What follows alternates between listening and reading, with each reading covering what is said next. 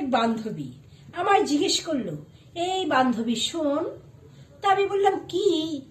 বলে কি, এই শীতের রাত কেমন হয় রে, তুই জানিস কিছু? বলে হ্যাঁ জানি তো। তো তুই জানিস না শীতের রাত কেমন হয়? বলল না।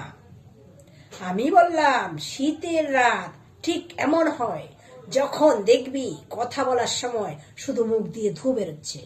ধোঁয়া, বিড়ি সিগারেট খেলে যেমন ধোঁয়া বের হয়, শীতের রাতে ঠিক মুখ থেকে ধোঁয়া বেরোচ্ছে, মুখ থেকে ধোঁয়া বেরোচ্ছে।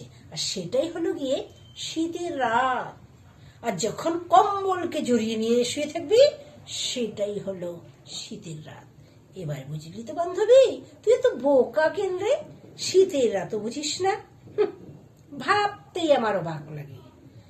বর্ষার রাতটা একটু বলি, যখন দেখবি টিনের চালে ঢপঢপ ঝপঢপ চপচপ চপচপ করে জল পড়ছে, সেটা হলো বর্ষাকালের রাত।